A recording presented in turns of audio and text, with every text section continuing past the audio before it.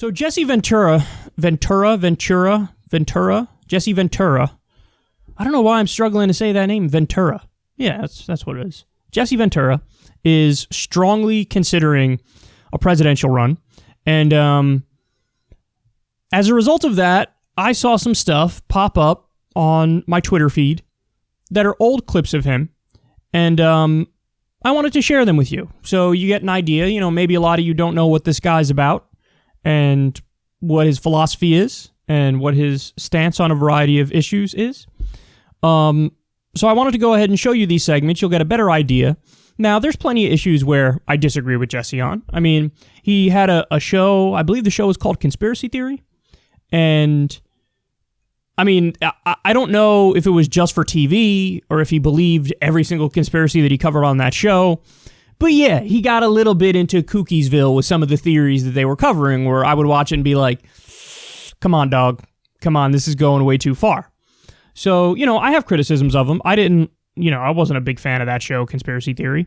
But in terms of his political ideology and his philosophy, he's so much more honest than Donald Trump or Joe Biden. And there's a lot more crossover with my beliefs and my ideology. So there is more of a natural alignment there. Now, he sent a letter to the Green Party basically saying, like, I'm interested in potentially being the Green Party nominee for president. Now, there's another guy by the name of Howie Hawkins who also wants to be the nominee. There is no nominee yet, I don't think. And there's other people in the Green Party who are kind of vying for that top spot as well. I got to be honest with you guys, I don't know the process by which they will determine who is going to be their leader, but at least you'll get a decent idea here what the one with the most name recognition, Jesse Ventura, I don't know why I'm randomly struggling with that. This is what he's all about. Here's a little compilation of some of the stuff that popped up on Twitter. I don't believe that our military fights for the people anymore. I believe the military of the United States is now the strong arm of the corporate America. The Democrats who are supposedly opposite the Republicans, I don't believe that. I think it's like pro wrestling. I think that in front of the public, they make us think they're all angry at each other. But the reality is, behind the scenes, they're all in rooms cutting deals. Your mind is pretty made up about waterboarding, correct? You were waterboarded as part of your Navy SEAL training, correct? Well, it wasn't part of Navy SEAL training. It was part of what they call SEER school, Survival, Escape, Resistance, Evasion. It's a school they required you to go to prior to the combat zone of Vietnam. And yes, we were all waterboarded there, and yes, it is torture. What do you think about Nancy Pelosi in terms of what she has been claiming with the CIA, lying to, I think what's worse is this, the fact that it happened. If we hadn't waterboarded to begin with, none of this would be a controversy, would it? If we hadn't waterboarded... torture is torture. If you're going to be a country that follows the rule of law, which we are, torture is illegal. But these were specifically approved techniques with KSM, approved okay? By who? Khalid Sheikh Mohammed, the information we extracted from him before waterboarding was zip. Afterward, he released the information. All of it before waterboarding. Yes. This was a case that was used 3 times. The point is this. All right, wait a minute. If waterboarding is okay... Do you want me to put you in a Nelson? Wait. If waterboarding's okay, then why don't we let our police do it to suspects so they can learn what they know? That's an interesting question. I'll follow that again. If waterboarding's okay, why didn't we waterboard McVeigh and Nichols, the Oklahoma City bombers, to find out if there were more people involved? What's your answer to that? Why didn't we? We did. Well, I don't know. We only seem to waterboard Muslims. Well, that's an extreme thing. Well, one of the things have we waterboarded anyone else? Name me someone else we've waterboarded. Well, one that you can't stand either party. You think that the Republicans and the Democrats are gangs. Okay, so but if someone had a gun to your head and said you had to vote for either Obama or Romney, who would you vote for? I'd take the bullet. No, you would not. Yes, I would. I wouldn't vote for, these gangs have sold out our country, these two. They are totally bought and sold with the help of the Supreme Court. When the Supreme Court said corporations have the same right as people and that money is free speech, goodbye, the United States of America. So, as you can see there, he's strongly against money in politics and the corruption of our elections and the corruption of the two parties. He's strongly against the two-party system. He hates the Democrats and the Republicans. And he was making a really, really strong anti-torture case there on The View from back during the Bush years.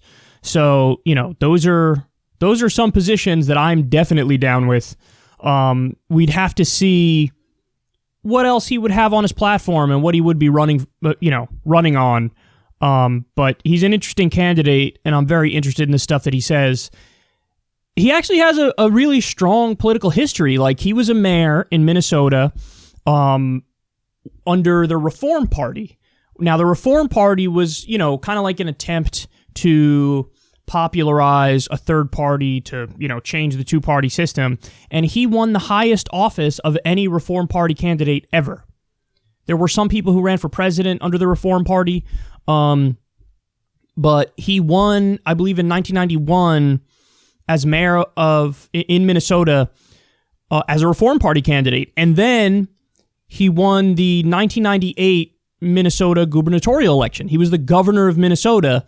And I don't know if he was in the Reform Party when he ran as governor of Minnesota, but I think he was an independent. So he won as an independent as a governor, which, by the way, I have to tell you guys, that is amazing. Like, that is defying so many odds because, usually we have a two-party system. And I'm not kidding when I say it is so biased against independents. It's biased against, third parties. And so what do you have? You have like maybe 2 independents or 3 in all of Congress. And one is a Republican and then switched to an independent. So it's very, very rare that an independent wins anything. Well, Jesse Ventura won as a Reform Party candidate for mayor and then won to become governor as, I believe, an independent. So, I mean, this is really amazing. But I think what it shows is if you already have massive name recognition, then it is possible to maybe win as a true outsider. So, now he's expressing interest in running as a Green Party candidate. It'll be interesting to see what happens. I don't know if he'll become the Green Party nominee. They might want to go in that direction because he's a giant celebrity already. Like, he has the name recognition already. So they might want to go in that direction because it makes it more likely they get a higher percentage of the vote, which means matching funds, which means they're taken more seriously. That's possible. Or it's possible he doesn't become the Green Party nominee, and then does he want to run as an independent? But either way, him entering the race would be a fascinating dynamic. People are already, again, blaming him for the re-election of Trump. They have their conspiracies that he's like, a stealth Trump supporter or whatever. That's definitely not true. Jesse is his own man. Jesse is his own man. And remember, just like with Jill Stein, she was blamed for the loss of Hillary in 2016. But when you looked at the exit polls, they asked the question to the Jill Stein supporters. They said, if Jill wasn't in the race, what would you have done? And I don't remember the exact number, but I think it was around 15% of Jill Stein voters said, if she's not in the race, I would vote for Hillary. Which means the overwhelming majority of Jill Stein voters either would stay home or would vote for another third-party candidate, maybe Gary Johnson, or would vote for Trump.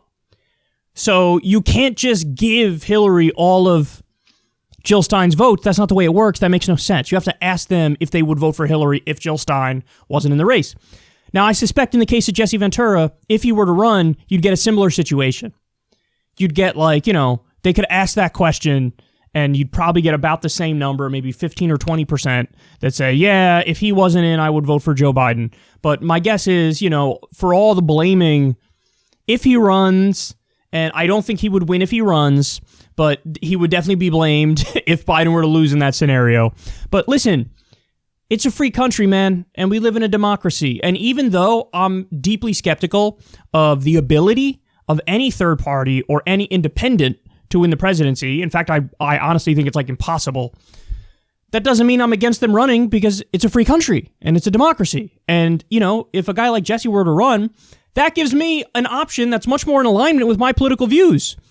So it's kind of amazing that you have this strong contingent of people, the party hacks in this country, who are so dead set on only giving you two terrible options. And it's like, you guys are ridiculous. Why don't you, if you're so concerned about an independent or third-party candidate coming in and, changing things, well, then maybe you should work harder to get the votes of people like me.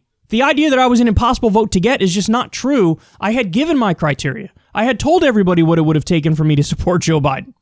And, none of the things that I'm for, he's not going to meet me there for any of them. So what am I supposed to do? So anyway, I wanted to show you guys a little bit about what Jesse Ventura is all about. I'm interested if he runs, and I would love to see all the other things that he runs on, because I think there's a decent chance that he would very handily, very easily pass my, my litmus test. So we will see. We will see. But I'll say the same thing that I said when it came to Biden and when it comes to Trump. You have to pass my lenient standards. And if you don't pass my lenient standards, then sorry, I'm not going to vote for you either. Okay, so we will see. But nonetheless, it's an interesting thing I'm keeping my eye on. I bet Howie Hawkins is a little bit upset at the moment because I think he was the one who was favored to be the Green Party nominee. And as soon as there were whispers about Jesse Ventura, everybody's like, Howie who? Oh, no damn Howie. What are you talking about, Howie? Which is kind of funny. But anyway, hey, if it's not Jesse Ventura, maybe I'll look into Howie Hawkins as well. And I'll see. I'll see if he's somebody that I can get behind. And if he passes my litmus test, my guess is he would as well. So I don't know. It's yet to be seen. We will find out. But anxiously awaiting for the official decision from the Green Party and from Jesse Ventura himself.